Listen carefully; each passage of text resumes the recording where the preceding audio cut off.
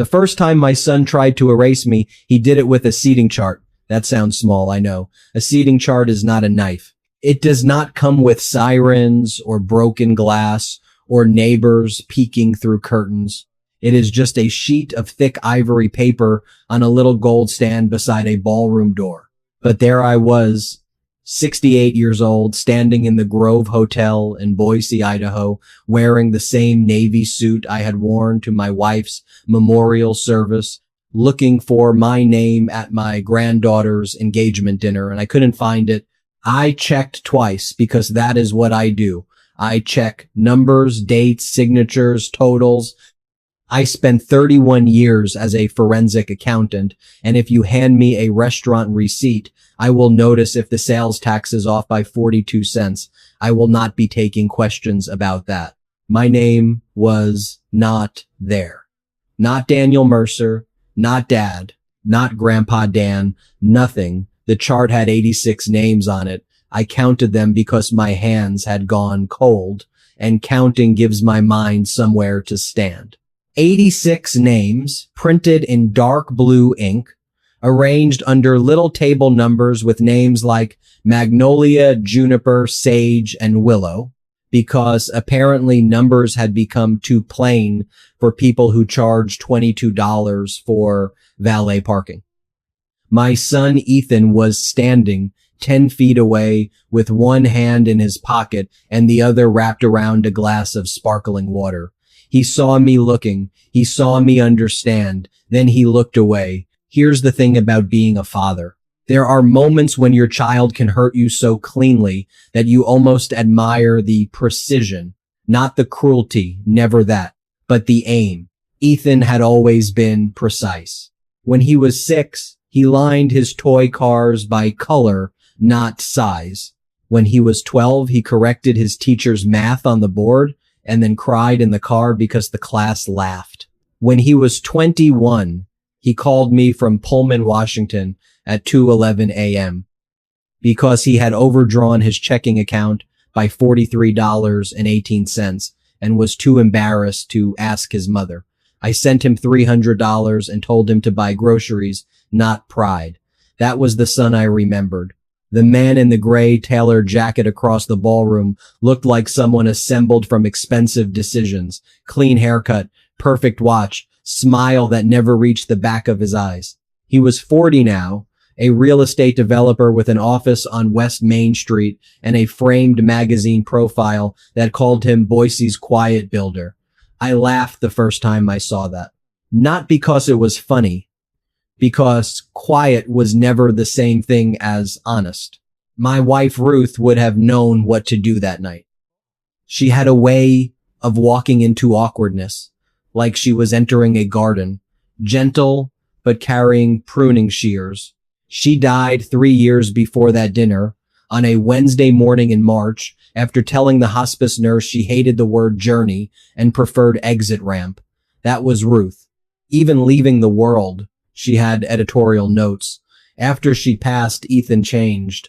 Slowly at first, like a door swelling in damp weather. He still called on Sundays, but the calls got shorter. Then they moved to texts. Then the texts became logistics, tax documents, property maintenance, questions about the family cabin outside McCall. Never, how are you holding up, Dad? Just, did you sign the renewal? Or can you send the account statement? Fine is a word that sounds like a compliment, but isn't. For a while, I told myself he was grieving in his own way. Men do that, especially men who have spent their whole lives confusing tenderness with exposure. I knew because I had been one of them until Ruth trained some sense into me with 29 years of marriage and one look over her reading glasses. Then came the engagement dinner. My granddaughter Lily was 22, sharp as a tack, studying architecture at the University of Oregon, and still the only person alive who could get me to eat sushi without making a face. She had called me 3 weeks earlier, whispering from somewhere with traffic noise behind her. "Grandpa, I want you there," she said. "At your engagement dinner?" "Of course. Does your father know you're calling me?" There was a pause. Not long. but long enough for something in my stomach to shift. He knows, she said. She was lying. Not well. That broke my heart a little, because Lily had always been a terrible liar, which I considered one of her finest qualities. I told her I would be there, and trust me, I came prepared. Not for war, I don't do war. I brought a card with a handwritten note, a slim envelope with a check for $5,000, and a small silver necklace Ruth had left for Lily in a velvet box from R. Gray Jewelers on North 8th Street. Ruth bought it in 2017 and wrote Lily's name on a yellow sticky note in that careful cursive of hers. I kept it in the top drawer of my nightstand for 3 years, beside Ruth's old tortoiseshell reading glasses and a bottle of lavender hand lotion that had gone mostly hard. I was going to give it to Lily quietly after dinner. Instead, I stood in a hallway beside a seating chart that had erased me. A young event assistant approached, smiling the way people smile when they already know something is wrong. Can I help you find your table, sir? I don't believe I have one. She looked down at her tablet. Your name? Daniel Mercer. She tapped, scrolled, tapped again. Her smile became smaller. I'm so sorry. I don't see you listed. I know. People were moving around us in soft waves, perfume, suit jackets, laughter, the clink of ice in glasses. A waiter passed with a tray of tiny crab cakes, and one of them slid sideways as he stepped around me. For some reason, I remember that clearly. The crab cake hanging on by a thread of sauce. Ethan finally came over. Dad, he said, not surprised, not apologetic, just annoyed that a loose end had walked through the door in polished shoes. Ethan. He glanced at the assistant. I'll handle this. The assistant disappeared so quickly she could have been pulled by a string. Ethan lowered his voice. This isn't a good time. For whom? His jaw moved once. That slow grinding thing he had inherited from me and hated being told about. We talked about boundaries. No, I said. You talked. I listened. His eyes flicked toward the ballroom. Lily has a lot going on. I don't want tonight complicated. By her grandfather? By old family tension. I almost smiled. Almost. Which, if you know me, is the closest thing to a fireworks show. Old family tension, I said. That's a tidy phrase. Dad, I held up one hand. Just one. I didn't raise my voice. I didn't need to. For a second, he looked exactly like he had at 17 when I caught him backing my 1998 Ford Ranger into the mailbox and trying to blame the wind. Same tight mouth. Same calculation. Same hope that confidence would outrun evidence. Then a woman appeared beside him. Marissa, my daughter-in-law, had the kind of beauty people call effortless after it has taken 2 hours. Cream dress, gold earrings, hair pinned low at the neck. She smelled like jasmine and money. She kissed the air beside my cheek. Daniel, she said with warmth so thin you could see through it. We didn't realize you were coming. That was the first red flag. Not the seating chart, not Ethan's face. That sentence, because Lily had invited me. And if Lily had invited me and they didn't realize, then someone had made a decision between her call and that ballroom door. I was invited, I said. Marissa blinked once. Of course. Ethan said, we can find you a seat near the back, at my granddaughter's engagement dinner. Think about that for a second. I had paid for Lily's braces when Ethan's first development deal collapsed in 2014. I had covered her freshman housing deposit when his accounts were temporarily tied up. I had sat in the rain at Timberline High School watching her soccer games while Ethan was in meetings that turned out to be weekend trips to Sun Valley with investors. I had taught her how to drive in the church parking lot on Harrison Boulevard, my right hand gripping the door handle while she apologized to every cone she hit. And now there was a seat near the back. I looked past Ethan into the ballroom. Lily was near the fireplace, laughing with her fiancé Adam, a tall, nervous boy with kind eyes and sleeves half an inch too short. She hadn't seen me yet. Good. I did not want her first memory of that night to be my face after her father had finished explaining my assigned place in his life. I'll leave, I said. Ethan exhaled through his nose, almost relieved. Marissa's shoulders softened. That told me more than any argument could have. Dad, don't make this dramatic. I'm not. You're doing that thing. What thing? Where you go quiet and make everyone feel guilty. Here's the thing. Guilt is not something I make for other people. I just stop helping them carry it. I reached into my inside jacket pocket and took out Lily's envelope. For one stupid second, I thought about handing it to Ethan. Then I imagined Ruth's face. No. I put it back. Marissa noticed. Her eyes followed the envelope. They always did. Some people look at faces. Some look at exits. Marissa looked at value. I'll tell Lily I stopped by, I said. Ethan's face hardened. I'd rather you didn't. There it was. Clean, direct, final. I sat in my car for a while after that.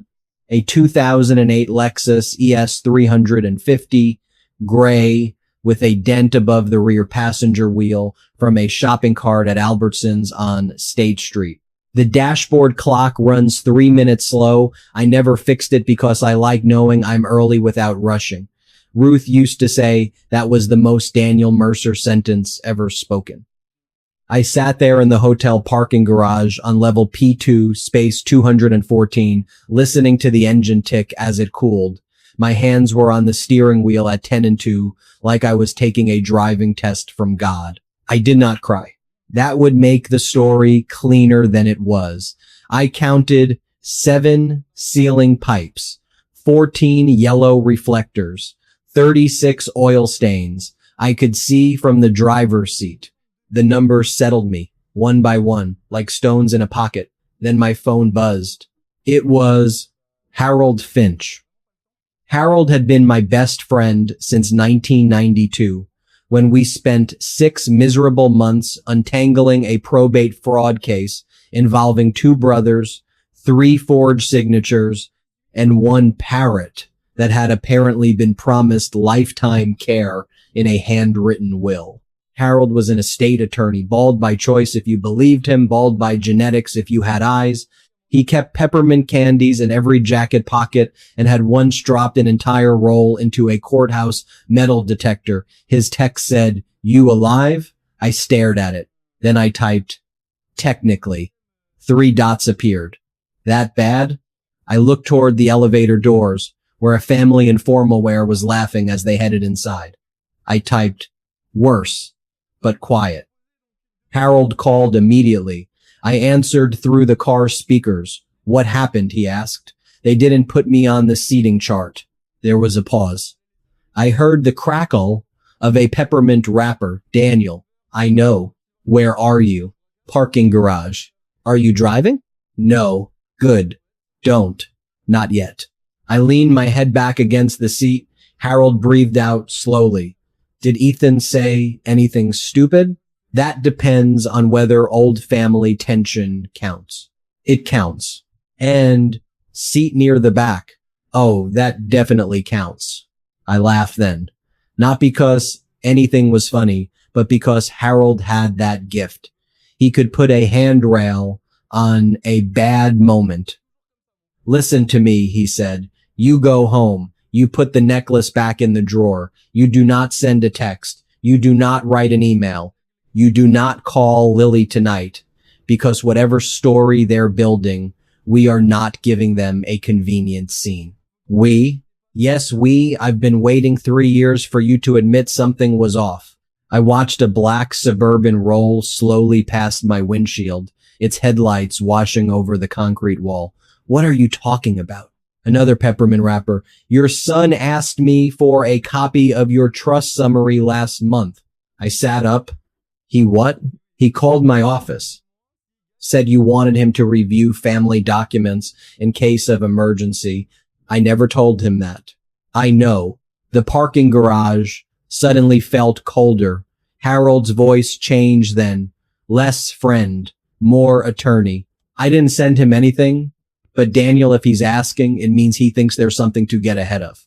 I looked at my own reflection in the dark windshield. An old man in a navy suit, silver hair, tired eyes, a card in his pocket that suddenly felt heavier than paper. Harold, I said quietly. Yeah, I think my son is trying to remove me from more than a dinner. I know, Harold said. And tomorrow morning, we're going to find out how far he's gotten. If you've made it this far, do us one quick favor. Subscribe. A lot of people watch without ever doing it, but it costs you nothing and means everything to us. Thank you genuinely. I drove home at 9:47 p.m. by way of Warm Springs Avenue because I did not trust myself to pass Ethan's office downtown. The city looked washed, clean, under the streetlights, beautiful the way certain storms are beautiful before they reach your house. At home, I took off my suit jacket, hung it on the back of Ruth's kitchen chair, and opened the nightstand drawer. The velvet box was still there. I set Lily's envelope beside it. Then I did something I had not done since Ruth died. I opened the blue binder, the one labeled Mercer Family Trust. And for the first time in 3 years, I read every page like someone I loved depended on it. I woke up at 5:32 a.m. without an alarm, which is what happens when your mind has already decided it is not finished with you. The house was quiet in that particular way. Early mornings have like it's holding its breath to see what you'll do next. I stood in the kitchen for a moment, one hand on the counter, looking at the chair where my jacket still hung. The navy fabric had a crease at the elbow I didn't remember making. That bothered me more than it should have. I make coffee the same way every day. 12 grams of beans, ground just a little finer than most people would tolerate, water at 200 degrees. I measure twice, I pour once. It's a habit I picked up in my 20s when I had more time than money and needed something to control. I poured the coffee and didn't drink it right away. Just stood there watching the steam curl up into the air like it was trying to leave. Here's the thing. When something in your life shifts, really shifts, there's a moment when you can pretend it hasn't.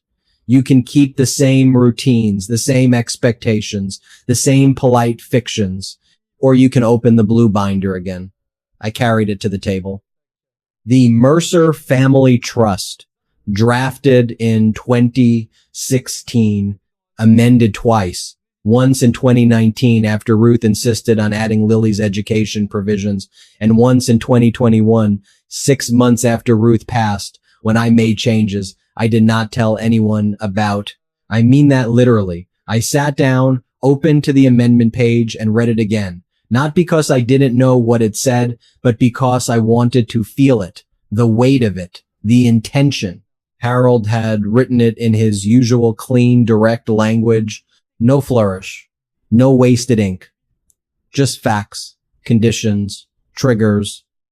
If a primary beneficiary attempts to materially misrepresent, conceal, or manipulate access to trust-related information or assets for personal advantage, said beneficiary may be subject to immediate suspension pending review. If said conduct is determined to be intentional and detrimental to the grantor, disqualification may be enforced. There were more lines, definitions, timeframes, procedures, but those 2 sentences did most of the work. I closed the binder and finally took a sip of coffee. It had gone just slightly bitter. I drank it anyway. At 6:14 a.m., I called Harold. He answered on the second ring. You're up. I read it. Good. I heard him moving around, the soft clink of a mug, the unmistakable rustle of a peppermint wrapper. What exactly did Ethan ask you? I said. He was careful, Harold replied. Didn't use the word trust right away. Said he wanted to get organized in case anything happened to you. That's thoughtful. Daniel, I know. He asked about account structures, access protocols, whether there were any provisions that would complicate a transition. I leaned back in my chair. The wood creaked once, then settled. Transition, I said. That's a tidy word. He's using tidy words for messy intentions, Harold said. Which, if you want my professional opinion, is worse. I almost smiled. Almost. When did he call? 3 weeks ago, Tuesday. 3:27 p.m. Of course, Harold knew the exact time. That's why I trusted him. Did you tell him anything? I told him I'd need written authorization from you. He said he'd get back to me. He hasn't. Yet. We let that sit for a moment. Daniel, Harold said, softer now. I need to ask you something, and I need you to answer me like we're back in that awful probate case in '92. That bad? That clear? Go ahead. Has Ethan had access to any of your financial accounts in the past year? No. None? He had limited access to the cabin maintenance account in 2018. I revoked it in 2020. Why? I paused. There it was. The first real red flag, the one I had filed away because it didn't fit the story I wanted at the time. He paid a contractor twice, I said. Same invoice, same amount, $8,750. Accident? That's what he said. And what did you think? I thought he was tired. Harold let out a small breath that was not quite a laugh. Daniel, I know. Anything else? I looked down at my hands. There was a small scar on my right thumb from a box cutter in 2004. I remember that because I had been opening a shipment of files and thinking about Ruth's birthday that weekend. The brain keeps odd records. Last fall, I said slowly, he asked about the deed to the cabin. Said he wanted to streamline ownership for tax purposes. And I told him the deed was exactly where it needed to be. And that was true? Yes. Did he push? He smiled. Harold was quiet for a second. Then, I don't like that. Neither do I. Here's the thing. Smiles are easy to misread. People think they mean agreement, comfort, warmth. Sometimes they mean calculation. I want to see everything, Harold said. Trust documents, account statements, property titles. Bring them to my office at 10. I'll be there. And Daniel? Yeah. Do not call. I won't. Good. Let him keep thinking he's ahead. I hung up and sat there for a moment, listening to the refrigerator hum. Then I did what I always do when I need to think clearly. I counted 3 windows in the kitchen, 6 tiles across the backsplash, 24 magnets on the fridge, including the one from Yellowstone Ruth insisted on buying even though we'd never been. Then I moved. The next 2 hours were methodical. Blue binder, black file box from the closet, the manila folder labeled Cabin McCall, the small lockbox under the bed where I kept original documents because I had learned over decades that paper has a way of becoming inconveniently absent when people need it most. I laid everything out on the dining table in neat stacks, dates aligned, pages squared, tabs visible. At 8:02 a.m., I found something I hadn't expected. A photocopy, not of a full document, just a single page. The signature page from the trust.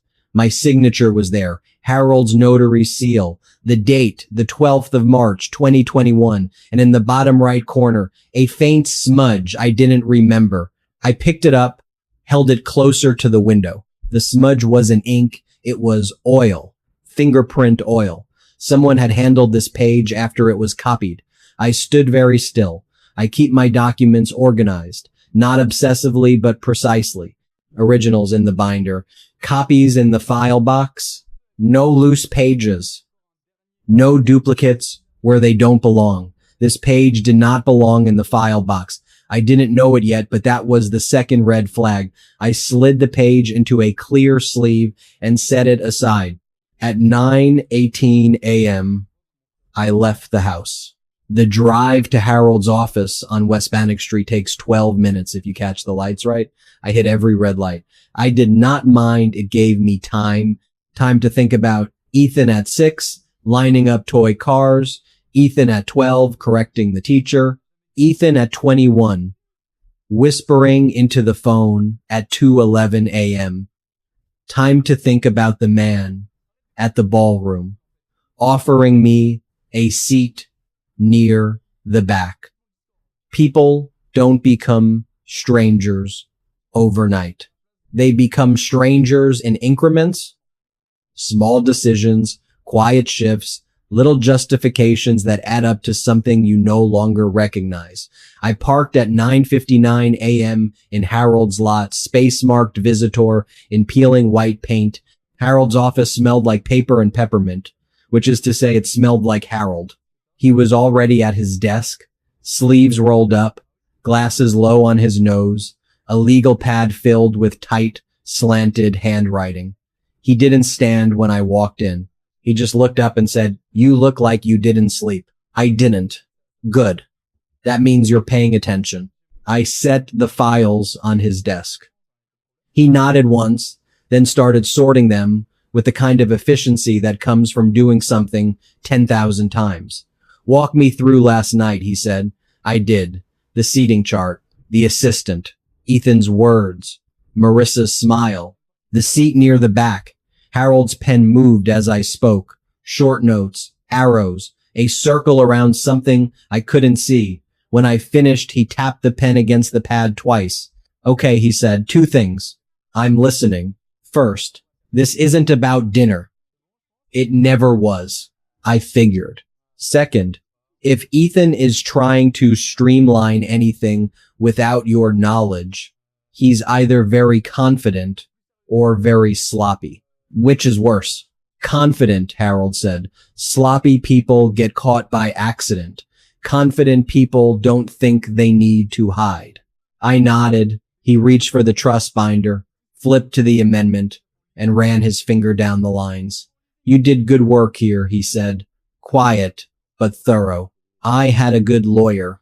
Don't get sentimental. It doesn't suit you. I will not be taking questions about that." He almost smiled. Then I handed him the photocopied signature page. "I found this in the file box." Harold's expression changed. Not dramatically, just a tightening around the eyes. He took the page, held it up to the light, then set it down flat and leaned in. "Where exactly did you find it?" "Bottom of the box, under the cabin folder." "Anyone else has access to your house?" "No." "Spare key?" "Ethan has one." Harold looked at me. "Of course he does," he said. I felt something in my chest shift again. Not sharp, not sudden, just real. Harold tapped the smudge with the back of his pen. "This wasn't copied at the same time as the rest," he said. "See the contrast? Slightly darker toner? Different machine. So someone copied just the signature page." "Yes." "Why?" He leaned back in his chair, hands steepled. "There are a few reasons someone might want a standalone signature page," he said. "None of them are good. Spell them out. Best case, he's curious and reckless. And worst, he's preparing to attach your signature to something you haven't seen." The room went very quiet, the kind of quiet that has weight to it. I said his name once, quietly. "Ethan." Harold didn't interrupt. I stared at the page, my own name, my own handwriting, lifted out of context like a photograph without a caption. "I didn't know it yet," I said slowly, "but this is where it changes." Harold nodded. "Yes," he said.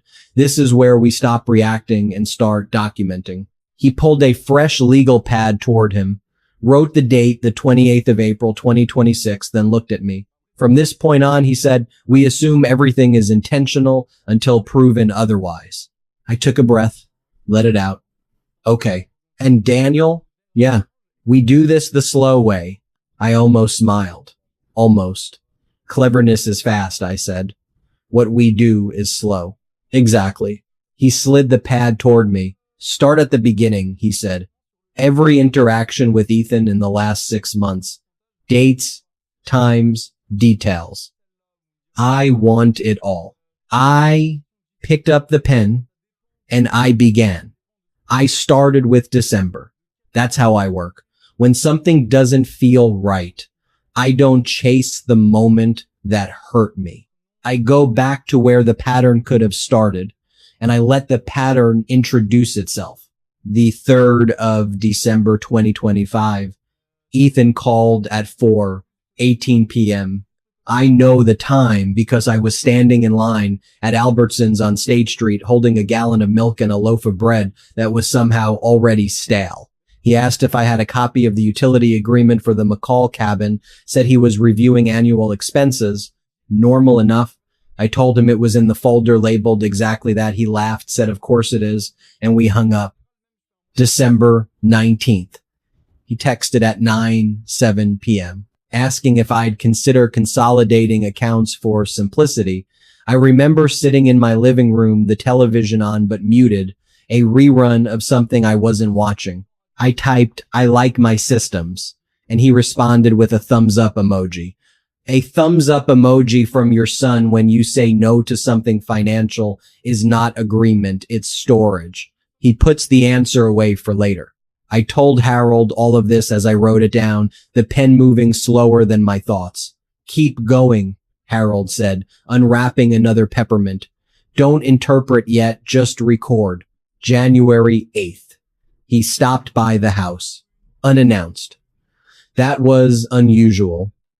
Ethan schedules everything, dinners, calls, even casual visits. He walked through the front door at 2:43 p.m. like he had somewhere else to be in exactly 45 minutes. He didn't sit. He stood in the living room looking around in that quiet way people do when they're taking inventory without admitting it. "You keeping warm?" he asked. "It's Boise in January," I said. "I'm doing my best." He smiled. There it was again. That small, contained smile. We talked about nothing for a few minutes. Weather, traffic, on I-84, a new restaurant on 8th Street, he said I'd probably hate. Then he asked where I kept important documents. Not in a direct way, he circled it. "Do you have everything in one place?" he said. "You know, in case something happens." "Something always happens," I replied. He nodded, like that answer satisfied him. I didn't show him anything. At the time, I told myself I was being private, careful. Now, sitting across from Harold, I wrote the date down and underlined it once. "That was a test," Harold said quietly. "I know. Did he go upstairs?" "No." "Bedroom?" "No." "Did he leave the living room at any point?" I thought about it. "He asked to use the bathroom." "Which one?" "Hallway. Not the bedroom." Harold made a note. "How long?" 2 minutes.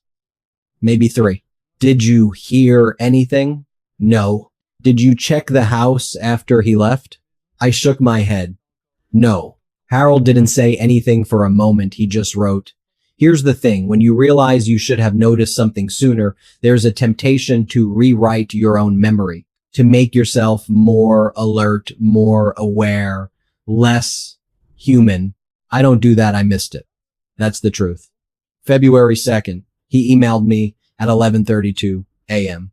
asking for a quick copy of the cabin deed for a tax review. I replied at 11:47 a.m. with a scanned PDF, not the original, not the signature page, just the full document as it exists, complete. He wrote back, "Got it, thanks." Short, efficient, closed, or so I thought. March 14th, he invited me to lunch. First time in months.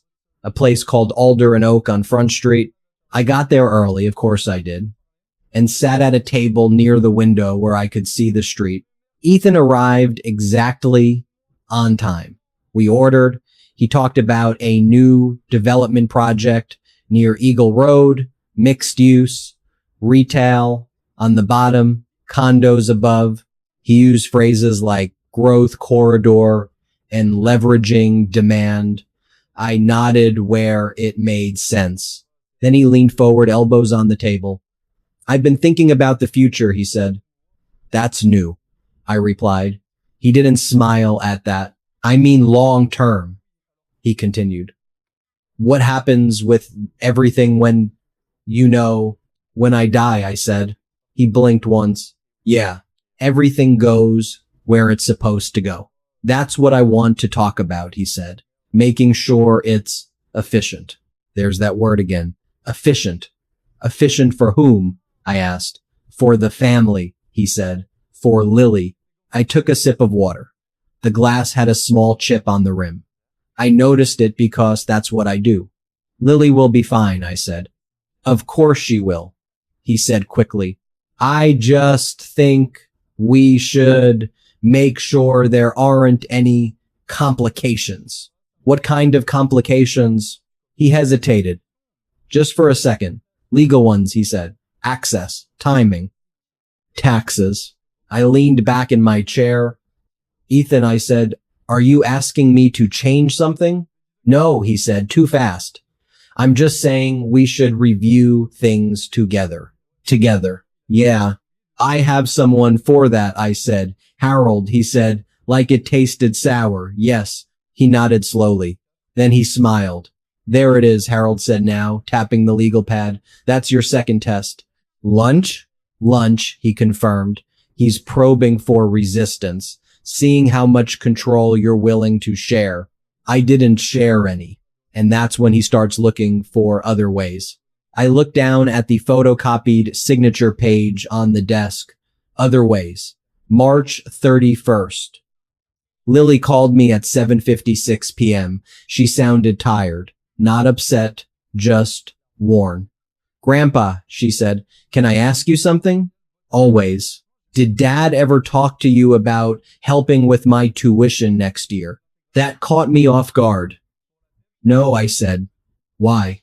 He mentioned something about restructuring support and that things might change. I felt that shift again. That quiet internal tilt. What exactly did he say? I asked. He said not to worry, that everything was handled. But then he asked if I'd be okay with adjustments. Adjustments to what? She exhaled. I don't know. It was vague. Lily, I said, has your tuition been paid for next year? I thought it was, she said.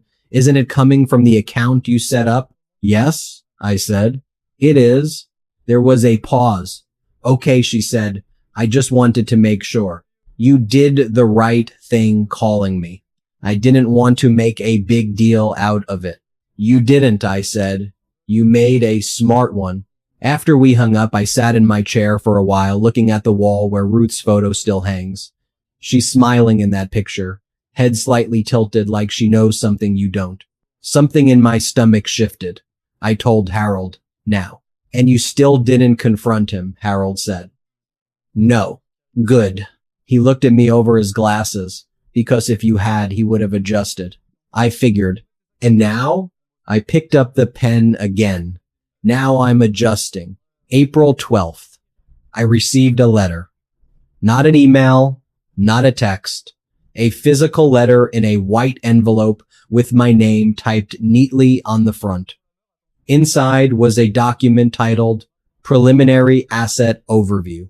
It listed several properties. The McCall cabin, a rental property on North End, a small commercial unit I owned on Fairview Avenue, and next to each, in a column labeled Projected Transfer, was a timeline.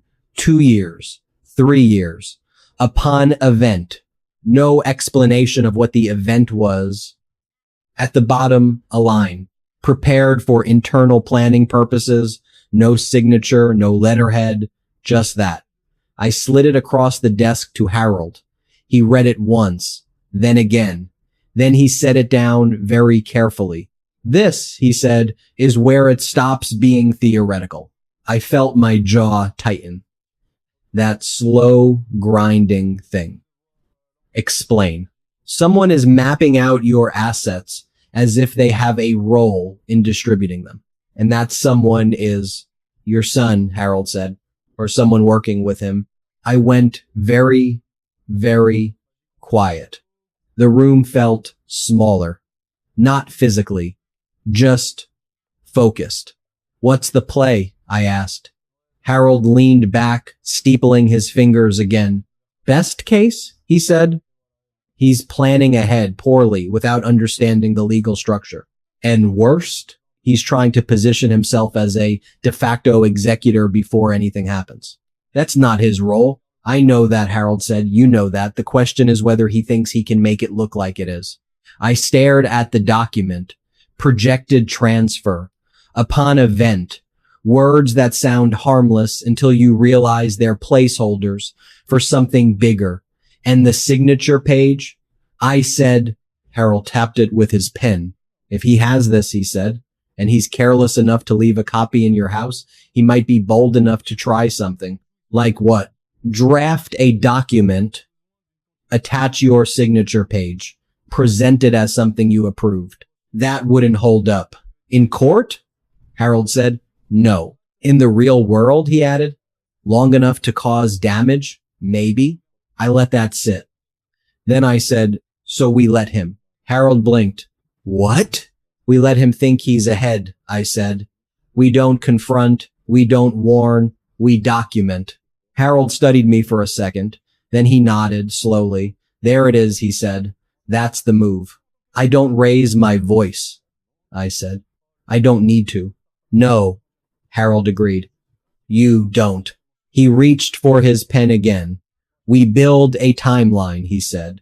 We track every contact, every request, every document. And when he makes a move, we're already there. I finished. Harold smiled. Not wide, just enough. Exactly. I picked up the photocopied signature page one more time, looked at my own name, my own handwriting, lifted out of context. He thinks I'm not paying attention, I said. Harold popped another peppermint into his mouth. Let him, he said. I set the page down. And for the first time since the ballroom, I felt something settle. Not relief, not yet control. If you've been listening for a while and want stories like this to keep coming, it really helps if you hit that like button and subscribe. 97% of people never do, but it's what keeps this whole thing running. So, thank you for real. At 11:42 a.m., as Harold and I were outlining next steps, my phone buzzed. A text from Ethan. Can we talk today? I looked at the screen, then at Harold. He raised one eyebrow. What do you want to do? He asked. I set the phone face down on the desk. Nothing, I said. The phone buzzed again. This time a second message. It's about the trust. Harold didn't speak. He didn't need to. I picked up the phone, read the message again, and felt that quiet shift settle deeper. I didn't know it yet, I said softly, but he was about to show his hand. I let the phone sit there for a full 30 seconds before I turned it back over, not because I didn't know what to say, because timing matters. People like Ethan read pauses the way I read numbers. Too quick, and you look eager. Too slow, and you look afraid. 30 seconds is just enough to feel deliberate without looking staged. I typed, sure. Come by the house at 2. No extra words, no question marks, no attempt to soften it. He replied in 8 seconds, I'll be there. Of course he would. Plays. I looked up at Harold. He had already started gathering a few things, his legal pad, a slim black folder, a pen he only used when he expected to need it. You're not coming over, I said. No, he agreed. But I'm not far. I figured. Do not escalate, he added. Let him talk. Let him fill the space. I don't raise my voice. I know. That's why this works. We stood at the same time. No handshake. We've known each other too long for that. Daniel, he said as I reached the door. Yeah. Whatever he brings you, paper, digital, anything you do not sign, you do not agree, you acknowledge and you observe. I can do that. I know you can. The drive home took exactly 11 minutes. The dashboard clock said 12:19 p.m., which meant it was actually 12 to 22. I like knowing I'm early without rushing. At home, I did something small that mattered. I moved Ruth's chair, not far, just a few inches to the left, so it lined up perfectly with the table again. She used to adjust it like that every morning. Said symmetry helped her think. Then I set 2 glasses on the table, water, no ice. Ice makes noise. Noise fills space, you might need. I didn't rehearse anything. That's not my style. I reviewed instead the timeline in my head. December, January, February, March, the signature page, the letter, the text. At 1:58 p.m., I heard his car, a black Audi Q7 2022 model, if I'm not mistaken. Clean, expensive, parked just a little too close to the curb, like he expected to be in and out. He knocked once. I opened the door before the second knock. Dad. Ethan. He stepped inside, glanced around the living room the same way he had in January. Inventory. Always inventory. You look good, he said. I slept, I replied. That wasn't entirely true, but it was close enough. We moved to the kitchen. He sat. I didn't. I stayed standing for a second, then took the chair across from him, not at the head of the table. This wasn't a lecture. It was a conversation. He placed a folder on the table. There it was. I wanted to go over a few things, he said. I assumed. He opened the folder, slid a document toward me. Clean paper, typed, structured, title, family asset alignment proposal, tidy words. I've been looking at the current setup, he continued, and I think there are some opportunities to make things more efficient. Efficient again? I glanced at the document without picking it up. Columns, headings, proposed changes. Walk me through it, I said. He did. He talked about consolidating accounts, streamlining property titles, reducing administrative friction. He used phrases like proactive planning and minimizing future complications. I listened. I mean that literally. I listened without interrupting, without correcting, without offering anything he could push against. At one point, he tapped a section near the bottom. This is the key part, he said. Transferring certain authorities now while everything is stable. Authorities, I repeated. Decision-making roles, he clarified. So if anything happens, there's no delay. What kind of delay? He hesitated. Just for a second. Legal. Access. Execution. Execution. Words matter. I leaned forward slightly. And who would hold these authorities? I asked. He met my eyes. I would, he said. Of course he would. There was a moment then. A small one. The kind that could tip either way if you let it. I didn't. I nodded once, like I was considering it. And this, I said, tapping the paper lightly, aligns with the trust? Another hesitation. Smaller this time. It works alongside it, he said. That's not the same thing. I picked up the document, flipped a page, then another. Clean formatting. Professional language. Too professional. Who drafted this? I asked. I worked with someone, he said. Who? A consultant. Name? He smiled. That contained smile. Does it matter? Yes, I said. It does. He held my gaze for a second longer than necessary. Marissa's brother, he said finally. He's in financial planning. There it was. Not a lawyer, not an estate attorney, a consultant. I almost smiled. Almost. Is he familiar with trust law in Idaho? I asked. He understands the principles. That's not what I asked. Ethan's jaw did that slow, grinding thing. Dad, he said, I'm trying to help. I know, I said, and I let that sit. Because here's the thing. When you tell someone you know they're trying to help, you remove their ability to argue intent. What's left is action. And this helps how? I asked. It puts things in place, he said. Gives me the ability to act quickly if needed. On my behalf. Yes, without me. If necessary. Silence. Not empty. Not awkward. Just present. The silence sat at the table like a third person. Ethan shifted in his chair. I'm not taking anything from you, he added quickly. This is just about making sure everything runs smoothly. Smoothly, I repeated. I set the document down, then I did something simple. I reached into the folder he had brought and pulled out the last page, the signature page. My signature, copied, placed neatly at the bottom of a document I had never seen. I held it up. Where did you get this? I asked. His face didn't change immediately. That was the interesting part. For about half a second, he thought he could talk his way around it. Then something in his eyes tightened. It's from the trust, he said. I know where it's from, I replied. I'm asking how you got it. He leaned back, crossed his arms. I had access, he said. To my house. To your documents, he corrected, without asking.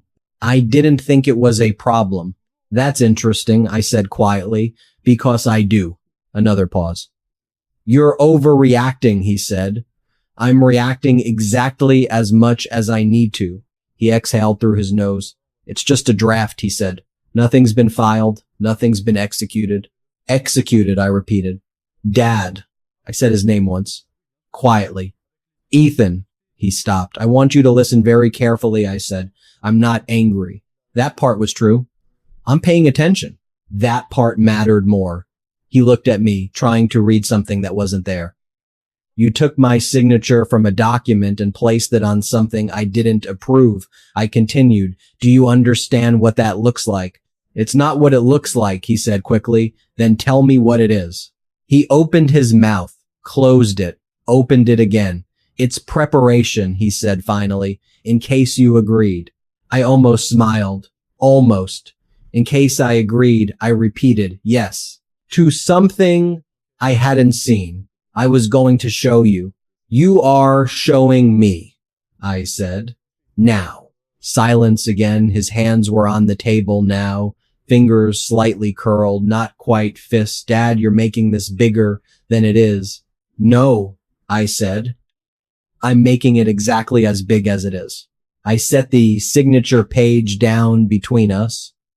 And I'm going to ask you one more time, I said.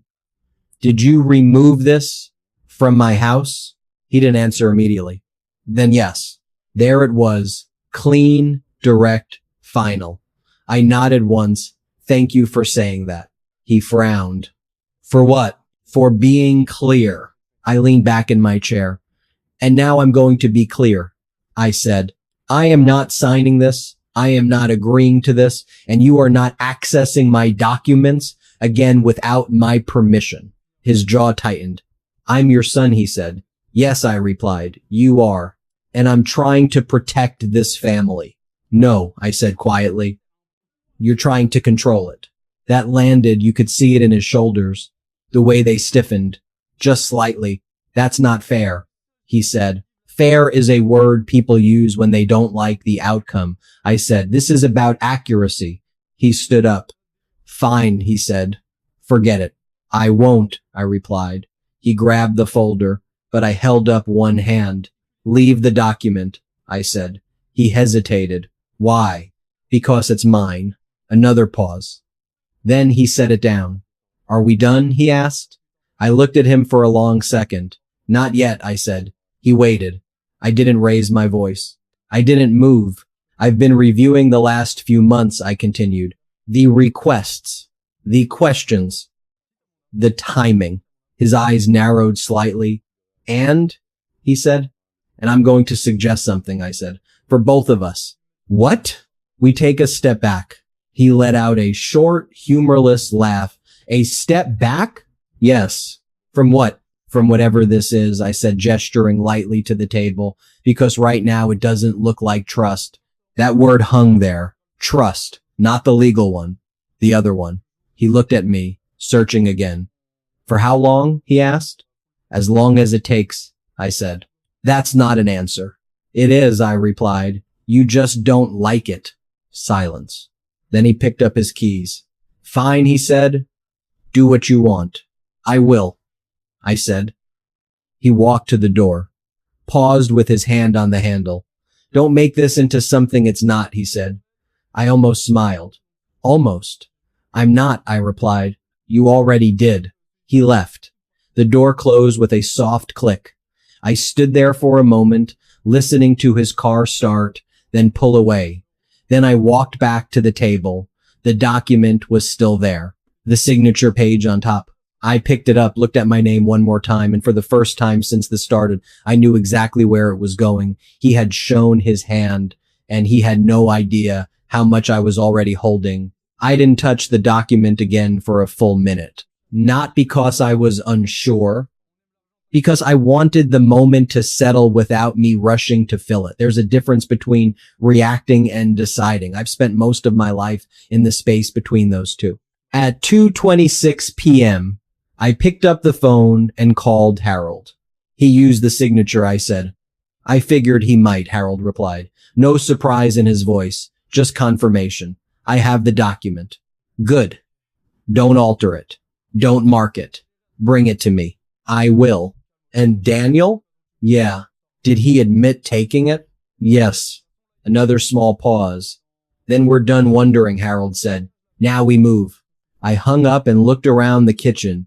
Same table, same chair, same light coming through the window at that angle. Ruth always said made everything look honest, even things that weren't. I gathered the papers, slid them into a clean folder, not the one Ethan brought, and set it by the door. Then I did something simple. I washed the two glasses. No reason to leave them there. No reason to carry the moment longer than necessary. By 3:11 p.m., I was back in Harold's office. He read the document once, then again slower. His pen moved in the margins, not touching the paper, just hovering, tracking. Sloppy in structure, he said finally, confident in intent. Meaning? He believes proximity equals permission, Harold said. He thinks being your son gives him a lane he doesn't actually have. I nodded. And the signature page? Harold tapped it lightly. That's your leverage, he said, and his liability. Walk me through it. He leaned back, steepling his fingers. Legally, this document has no standing without your informed consent. That's the simple part. The more important part is the pattern. Unauthorized access, extraction of signature material, attempt to pre-assemble authority. That pattern matters. For what? For enforcement, he said. Your amendment allows for suspension if a beneficiary materially misrepresents or manipulates access for personal advantage. I let that sit.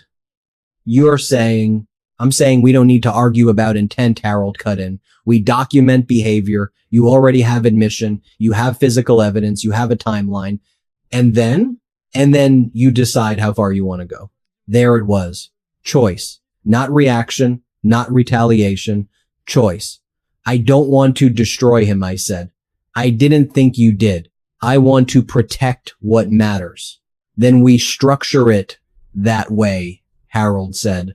Limited, suspension, conditional, clear path back, if that's what you want. I looked at the papers again. Ethan at 6, lining up cars. Ethan at 12, correcting the teacher. Ethan at 21, whispering into the phone at 2:11 a.m. And Ethan at my kitchen table, placing my signature on something I hadn't approved. People don't become strangers overnight, but sometimes they cross a line in a single afternoon. What does suspension look like? I asked. Harold flipped his legal pad to a fresh page. Immediate restriction of access to any trust-related information, he said, writing as he spoke. Formal notice outlining the basis, documented behavior, admission, evidence, conditional reinstatement, pending review and acknowledgement. No public filing? Not unless you want it. I don't. Good, he said. Keeps it contained. Lily? Harold looked up. She's a secondary beneficiary, he said. Her provisions stay intact. Education funding continues as written. No disruption. Good. We worked for the next hour in that quiet, methodical way we had perfected decades ago. No wasted words, no unnecessary drama, just structure, dates, language, boundaries. At 4:52 p.m., Harold printed the notice. 2 copies. I read it once, then again. It didn't sound angry. It didn't sound emotional. It sounded accurate. I'll deliver it, I said. Today? Yes. Harold nodded. Do you want me there? He asked. No. You sure? I don't raise my voice, I said. I don't need to. He almost smiled. Then go, he said. And Daniel? Yeah. Leave room for him to come back. I will. I said. I meant that. Ethan's house sits on the edge of Boise, near Eagle. New construction. Clean lines. Glass and stone. The kind of place that looks finished even when it isn't. I parked at 5:23 p.m. The sun was low, hitting the windows at an angle that made everything inside look brighter than it probably was. He opened the door before I knocked. Dad? I won't take long, I said. He stepped aside. Marissa was in the living room, phone in hand. She looked up, smiled, that same thin smile, then looked back down. We stood in the entryway. No need to go further. I handed Ethan the envelope. What's this? He asked. Read it. He opened it, eyes moving across the page, slowing halfway through, stopping near the bottom. His jaw did that thing again. He started. Accurate, I said. You're suspending me, he said, disbelief and something else underneath it. I'm protecting the structure, I replied. This is my family. It is, I said. And it's also my responsibility. You're overreacting, he said, sharper now. I'm responding, I corrected. There's a difference. He looked at the paper again. This says I manipulated access, he said. You removed a signature page from my house and used it on a document I didn't approve. I was preparing in case I agreed, I said. You already said that. He opened his mouth, closed it. Marissa stood up then, stepping closer. Daniel, this feels extreme, she said. It feels precise, I replied. She didn't like that. Ethan ran a hand through his hair. So what now? He asked. Now you take some time, I said. You decide what you want your role to be going forward. And if I don't agree with this, you don't have to, I said, but the structure stands. Silence. Not heavy this time. Just real. He looked at me, really looked this time. Not inventory, not calculation, recognition. When did you decide this? He asked. This morning, I said. That wasn't entirely true.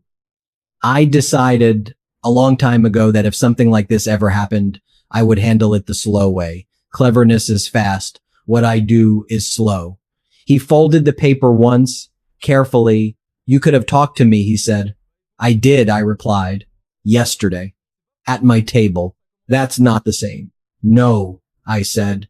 It isn't. Another pause. Then quieter. Is this permanent? No, I said. Nothing like this should be.